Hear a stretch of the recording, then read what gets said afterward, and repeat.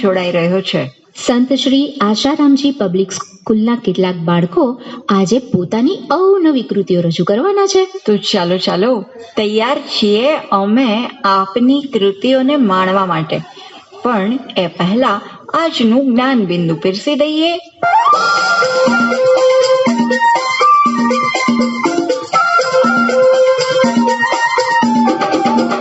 પ્રાણીઓમાં વાળ અને રૂંવાટી કેવી રીતે હોય છે? કેવી રીતે હોય? માણસના શરીરમાં સૌથી વધુ ઝડપથી વિકાસ પામતું દ્રવ્ય વાળ છે. વાળ વર્ષે લગભગ 6 ઇંચ જેટલા વધે છે. વાળને 3 પડ હોય છે. બહારનું ક્યુટિકલ, ત્યારબાદ કોર્ટેક્સ અને છેલ્લે મેડ્યુલા. વાળ કેરાટીન નામના સખત પ્રોટીનના બનેલા છે. વાળ મૃત કોષોના બનેલા હોય છે. તંદુરસ્ત માણસના માથાના વાળ 4 થી 6 વર્ષ ટકી રહે છે. વાળનું મૂળ જીવિત હોય છે. માથાના વાળ ખોપડીનું રક્ષણ કરનારા ઇન્સ્યુલેટર તરીકે કામ કરે છે. માણસના માથાના વાળ મોટા ભાગે કાળા હોય છે. કેટલાક પ્રદેશના લોકોના વાળ લાલ પણ હોય છે અને કેટલાકના ભૂરા પણ હોય છે. જે વાળ ખરી જાય તેને સ્થાને નવા ઉગે છે. એક જ મૂળમાંથી લગભગ 20 વખત નવા વાળ ઉગે છે.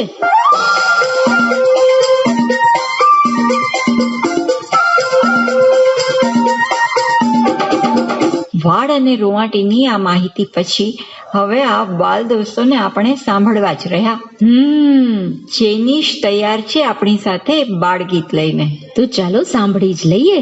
ऊपर चंदा गोड़ गोड़, नीचे धरती गोड़ गोड़, पप्पा केता पैसा गोड़, मम्मी केता रोटली गोड़, दादा केता चश्मा गोड़, दादी केता लड्डू गोड़, भाई केता दड़ो गोड़, बहन केता जलेबी गोड़, आम गोड़, तुम गोड़, सारी दुनिया गोड़ गोड़. સારી દુનિયા ગોલ ગોલ. મારા મમ્મીના હાથમાં વેલણ છે, ઘરના સગડા જેથી જાજુ, ઘર ભીનું ભીનું છે, ઘરમાં પોતું કર્યું છે, ભાઈ પગલા પાતો નહીં, પપ્પા ઘરમાં આવતા નહીં, કેમ કેમ કેમ મારા હાથમાં વેલણ છે, ઘરના સગડા જેથી જાજો. ઓ ઉંદર આવતો નહીં, કોઈના કપડા કાપતો નહીં, ઓ બિલાડી આવતી નહીં, દહીં દૂધ ચાટતી નહીં, ઓ કૂતરા બસતો નહીં, સોફા ઉપર બેસતો નહીં, કેમ કેમ કેમ મારા હાથમાં વેલણ છે, ઘરના સગડા જેથી જાજો. રકાબી તું રડતી ને, થાળી તું ખગતી ને, રોટલી તુરી સતી ને, કેમ કેમ કેમ ચમચી જાડા પાટી ને, કેમ કેમ કેમ મારા મમ્મીના હાથમાં વેલણ છે. અરે વાહ ભાઈ વાહ, સાચું કહ્યું ભાઈ. મમ્મીના વેલણથી તો બધાએ બીવું પડે. અને આ મમ્મીના હાથમાં વેલણ હોય, પણ માતા અને પિતાનું મહત્વ એ દરેકના જીવનમાં અનન્ય હોય છે. અને એટલે જ આ ગૌતમભાઈ આપણને માતૃ પિતૃ પૂજન દિવસ વિશે कुछ सरस बात कहवाना है. 14 फरवरी माता पिता पूजन दिवस के रूप में जाना जाता है, इसीलिए तो कहते हैं तो मातृदेवो भव पितृदेवो भव. माता पिता और गुरु की सेवा करने वाला स्वयं वीर आदरणीय बन जाता है. जिन्होंने इसे अपनाया है वह खुद भी पूजनीय बन गए हैं. यह दिन माता पिता को सम्मान, प्यार और देखभाल देने के लिए होता है. इसके वे हकदार है. इस दिन की शुरुआत माता पिता के सच्चे प्यार, सच्चे मन से मनाकर हर घर और मानव हृदय में समाज के जागृत करने के लिए होता है. माता पिता पूजन दिवस के माता पिता और माता पिता के बच्चों के बीच में बंधन का उत्सव है. जिस प्रकार अपने माता पिता बच्चों के लिए रात दिन मेहनत कर सर्वस्व त्याग देते हैं, वे साल में एक दिन ऐसा होना ही चाहिए जो माता पिता की सेवा कर उनका आशीर्वाद लेना चाहिए. जैसे कि श्री राम ने माता पिता की सेवा कर 14 साल वन में चले गए थे. श्री कृष्ण जी ने भी अपने गुरु की आश्रम में रहकर की, वैसे ही श्री गणेश जी ने भीष्म पितामह, श्रवण कुमार आदि ने माता पिता की सेवा कर महान बने हैं। वैसे ही हमें अपने माता पिता की सेवा कर उनका आशीर्वाद लेना चाहिए। उस दिन अपने माता पिता को ऊंचे आसन पर बिठाकर उनको तिलक करें, फूल की माला पहनाकर और उनकी आरती करें। अंतर में जो हमको आशीर्वाद मिलेगा वह हमारी हमेशा प्रगति करेगा। वैसे हमें जीवन में कभी पीछे नहीं हटना चाहिए। और माता पिता अपने बच्चों पर मेहरबानी होते हैं तो वो उनका भला भी चाहते हैं। इस दिन की बात कुछ अलग ही होती है। इस पर से गुजराती में मुझे एक लाइन याद आ गई जो कुछ ऐसी है, भूलो भले बीजू बधु, माँ बाप ने भूलशो नहीं, अगणित छे उपकार एना ए कदी भूलशो नहीं। इसीलिए 14 फरवरी माता पिता पूजन दिवस मनाया जाता है। तो आओ हम भी अपने माता पिता की सेवा कर उनका आशीर्वाद लेना चाहिए, उनका आशीर्वाद लेके धन्य हो जाए। इसीलिए तो कहते हैं माता पिता को कोई दिन नहीं होता, माता पिता से एक दिन होता है। अस्तु। અરે ભાઈ, કોઈ પણ દિવસ હોય પણ માતા પિતા હંમેશા પૂજનીય છે. આખું વર્ષ કે આખી જિંદગી આપણે માતા પિતાનું જેટલું ઋણ અદા કરીએ ને તેટલો ઓછો છે. તો હવે એક મસ્ત મજાનું બાળ ગીત તૈયાર છે આપણા માટે અને એ ગાવાના છે શૌર્યભાઈ. રીંગણ તોડા આજા, બટેકા વગાડે વાજા, ડુંગળી ડિસ્કો કરતી थी, चोरी चारा पाड़ती थी, मेथी मस्ती करती थी, पालक दोस्ती करती थी, वालर बातों करती थी, भिंडा भजन गाता था, तुरिया तबला वगाड़ता था, टमेटा ताली पाता था, गाजर गीतों गाता था, मूरो मुंबई जातो तो, दूधी दौरा काटती थी, मरचो मूचो मरड़तू तू, फ्लावर फाफा मारतू तू, कोबी कान माँ कहती थी, गलकू गोथा मारतू तू, गुवार गीतो गातू तू, सूरण तो सांभळतू तू, थाना धमाल करता था, किलोड़ू घबरातू तू, वटाणा वाजा वगाड़ता था, गाजर ने गावा गरबा, कोड़ा ने जाऊ फरवा, कंकोडू कई के तू, कारेलू शर्मातू तू, शाकभाजी सौ भेगा थया, मार्केट में छूटा पड़िया. આ શાકભાજી છૂટા પડે પણ એની બદલે ભેગા થાય તો શું બને બાલ દોસ્તો? તો ભાઈ ઊંધિયું. તૃપ્તિ દીદી, તમને ઊંધિયું ભાવે નહીં? અરે ખૂબ જ ભાવે. આ ભાવ દીદીને શિયાળો છે ને એટલે ઊંધિયાની યાદ આવી ગઈ. ભાવ દીદી, આ શાકભાજીની આટલી વાત નીકળીને એટલે મને ઓલું ગીત યાદ આવી ગયું. હા, શાકભાજી વાળું ઈ ગીત બાલ દોસ્તોને સંભળાવી દેવું છે. અરે વાહ વાહ, બાલ દોસ્તો નહીં, મારા પણ કાન ખુલ્લા જ છે. આ તો ચાલો બધાની સાથે તમને પણ સંભળાવી દઉં આ મસ્ત મજાનું ગીત. લારી માંથી લે થેલીને 10 રૂપિયા,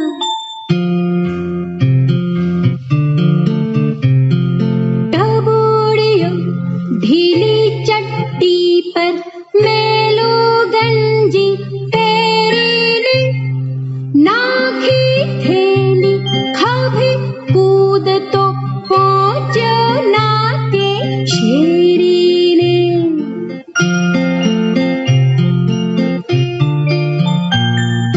લીલા ભાલી લીલી છમત્યા, શાકભાજીની લારી છે, શાકની દુનિયા ન્યારી ન્યારી છે.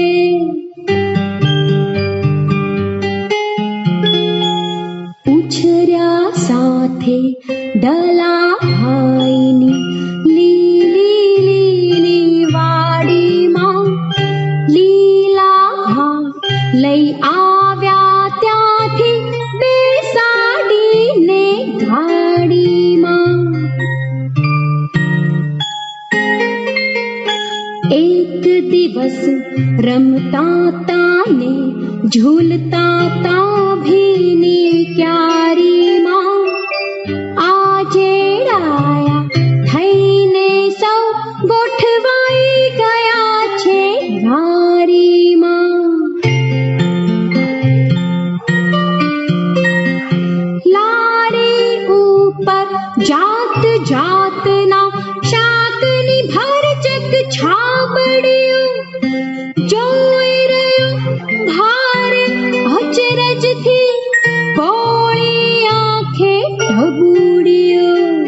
અરે આટલા બધા શાક લવ કયું હું 1 કિલો. ઢબુડીઓ મૂંઝાઈ ગયો ને થઈ ગયો એકદમ ઢીલો. આખી લારી સરસ મજાના શાકથી ભરેલી છે ને મારી પાસે તો કેટલી નાની અમથી થેલી છે. જે જે જુએ શાક ટબુડીઓ એને તો બહુ ભાવે. ટબુડિયાની સામે મલકે ને હળવેથી બોલાવે. ટબુડિયા, હે ટબુડિયા, ટબુડિયા, ટબુડિયા, હે ટબુડિયા, ટબુડિયા, લઈને અમને તું હાથમાં, થેલીમાં નાખીને લઈ જાને તું તારી સાથમાં.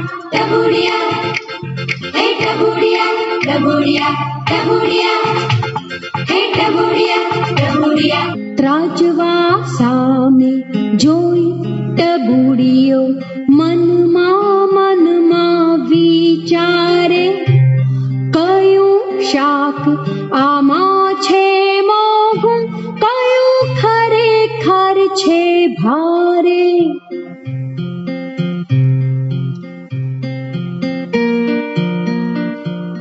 ટબુડિયાએ કહ્યું, લીલા ભા આ 10 રૂપિયા રાખી દો.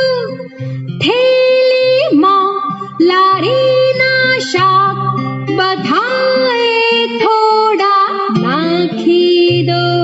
ટબુડિયા, હે ટબુડિયા, ટબુડિયા, ટબુડિયા, હે ટબુડિયા, ટબુડિયા, ટબુડિયા, હે ટબુડિયા, ટબુડિયા, ટબુડિયા.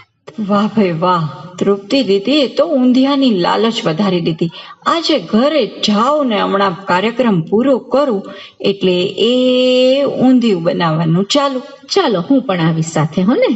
પણ હવે અત્યારે માઇક પાસે પાર્શ્વભાઈ ગોઠવાઈ ગયા છે. તો ચાલો ચાલો પાર્શ્વભાઈ, અમને પ્રતીક્ષા છે તમારી વાર્તાની. એક સુંદર મજાનું જંગલ હતું. તેમાં માતા અંજની અને પિતા કેસરી રહેતા હતા. તેમાંનો એક પુત્ર હતો. તેનું નામ હતું હનુમાનજી. હનુમાનજી તો તેની માતા સાથે રમતા, વાતો કરતા ને કામમાં મદદ કરતા. હનુમાનજીને જે કામ આપવામાં આવે એ ઝડપથી કરી લેતા. એક દિવસની વાત છે. માતા અંજનીને રસોઈ બનાવવાનો સમય થઈ ગયો. હનુમાનજી તો બોલ્યા, માં મારી સાથે રમો, વાતો કરો. માતાજીને તો કામ સૂપ્યું, દૂર જંગલમાંથી પાકા ફળ લઈ આવ. પણ હનુમાનજી તો ઘરની બહાર નીકળ્યા ને જમણા હાથનો અંગૂઠો પકડી મોટા થવા લાગ્યા ને તેમના હાથ લાંબા લાંબા થવા લાગ્યા ને હાથ લાંબા કરીને ફળ તોડી લીધા. માતા અંજની રસોડામાં પહોંચે તેની પહેલા તો ફળ હાજર. પાછા એકને એક જીદ લઈને બેસી ગયા. માં મારી સાથે રમો, વાતો કરો. માતાજી તો બોલ્યા, થોડી વાર તું બહાર રમ, હમણાં તારા પિતાજી આવશે. હમણાં જમીને પાછા સાથે મળીને રમીશું અને વાતો કરીશું. હનુમાનજી તો ગયા ઘૂંટકો મારીને ઘરની બહાર ને ઘરની જાળી બંધ કરી ને માતા અંજની તો રસોઈ બનાવવા લાગ્યા. એક રોટલી બનતી જાય, એક રોટલી છાબડીમાં મૂકતા જાય. થોડી વાર પછી માતા અંજની તે જોયું તો રોટલી ગાયબ. પછી માતાજીને તો ગુસ્સો આવ્યો ને બૂમ પાડી, હનુમાન, ઓ હનુમાન, અહીંયા આવ. પછી હનુમાનજી તો બોલ્યા, હા માં, શું કામ છે? માતાજી બોલ્યા, મને ખબર છે તે જ રોટલી ખાધી છે, પણ જાળી તો બંધ હતી, પણ અંદર આવ્યો કેવી રીતે? પછી હનુમાનજી તો હસવા લાગ્યા ને બોલ્યા, જમરાજનો અંગૂઠો પકડી મોટો થવાય ને ટચલી આંગળી પકડીને નાના થવાય. હનુમાનજીની ગાલી ગેલી વાતો સાંભળીને હનુમાનજીને ખોળામાં બેસાડી દીધા ને ખૂબ જ વાર કર્યું. આવા હતા અમારા નાના નટકટ હનુમાનજી, બિલકુલ આપણા જેવા. આપણા મમ્મીને કામમાં મદદ પણ કરવું જોઈએ ને. અસ્તુ. અરે વાહ ભાઈ વાહ, પાર્શ્વભાઈ તો મસ્ત મજાની વાર્તા કરી દીધી. અને હવે આ નંદિની બેન છે ને, એ આપણને પક્ષીઓની શેર કરાવવાના છે અવનવા. અરે ભાઈ, રાષ્ટ્રીય પક્ષી મોરની વાત કરવાના છે નંદની બેન. હા, તો ચાલો સાંભળી લઈએ. मोर भारत का राष्ट्रीय पक्षी है. मोर सबसे सुंदर पक्षी है. मोर के पंख रंग बेरंगी होते हैं. मोर के सिर पर कलगी होती है. मोर बादलों को देखकर खुश होता है. मोर खुश होने पर नाचता है. मोर पीहू पीहू आवाजें निकालता है. मोर का शरीर भारी होता है. मोर बहुत ऊंचे तक उड़ नहीं सकता है. बाग खेतों में मोर दिखाई देता है. श्री कृष्ण को मोर बहुत प्रिय है. श्री कृष्ण मोर पंख अपने मुकुट में धारण करते हैं. मोर ने राधा और कृष्ण का मिलन कराया था. मोर ने राम और सीता का बहुत बड़ा काम किया था. मोर पंख से सुशोभन की वस्तु बनाई जाती है. मोर को मयूर भी कहा जाता है. सचमुच मोर तो बहुत सुंदर पक्षी है. એકદમ સાચું કહ્યું ભાઈ. મોર તો સાચે જ ખૂબ જ સુંદર પક્ષી હોય છે. અને હવે આ મિહિરભાઈ છે ને, એ આપણને સરસ મજાની કવિતા લઈને સંભળાવવાના છે. તો ચાલો સાંભળી જ લઈએ. બા પેલા બાગમાં દોડી દોડી જાવ. બા પેલા બાગમાં દોડી દોડી જાવ. નાના છોડવાને પાણી પાવ પાવ પાવ. નાના છોડવાને પાણી પાવ પાવ પાવ. બા પેલા બાગમાં દોડી દોડી જાવ. બા પેલા બાગમાં દોડી દોડી જાવ. આંબાની ડાળીએ ટહુકે કોયલડી. આંબાની ડાળીએ ટહુકે કોયલડી. કોયલની સાથે ગાવ ગાવ ગાવ. કોયલની સાથે ગાવ ગાવ ગાવ. બા પેલા બાગમાં દોડી દોડી જાવ. બા પેલા બાગમાં દોડી દોડી જાવ. ફૂલડે ને ફૂલડે ઉડે પતંગિયા. ફૂલડે ને ફૂલડે ઉડે પતંગિયા.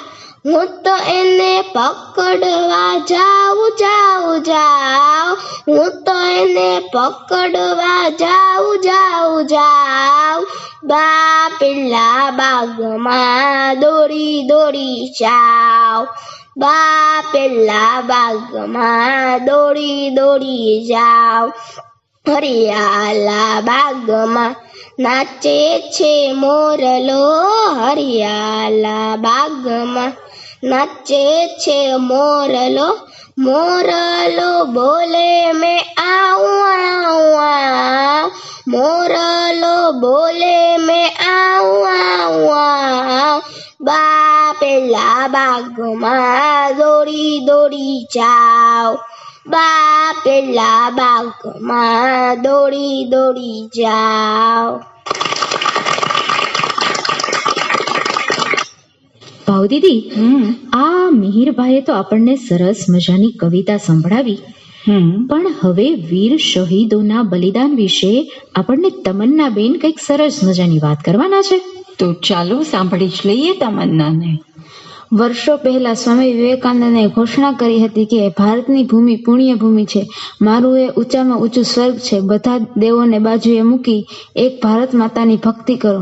બંકિમચંદ્રને ભારત માતા પ્રત્યે અખૂટ પ્રેમ હતો.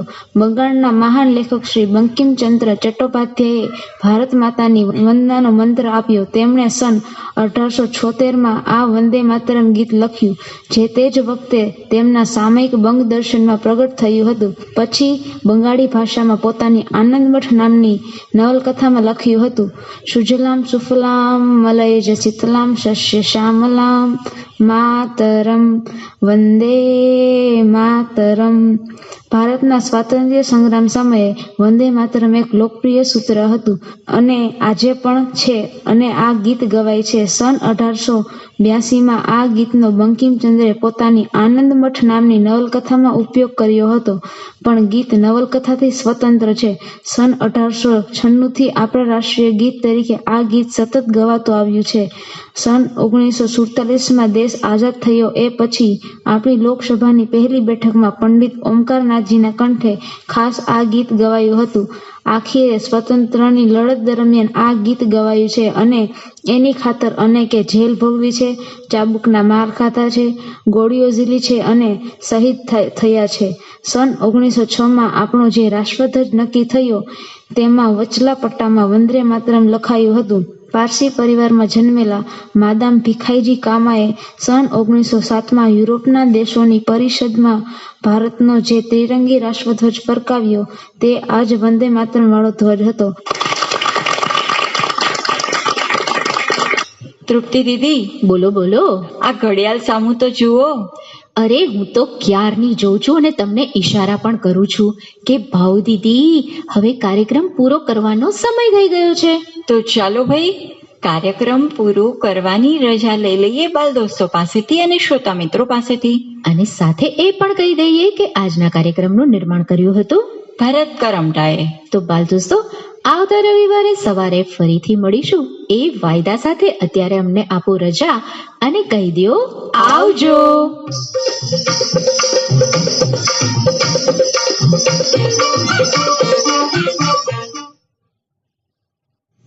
આપ સાંભળી રહ્યા હતા બાલ સભા. આ પ્રસારણ આપ આકાશવાણી રાજકોટથી સાંભળી રહ્યા છો.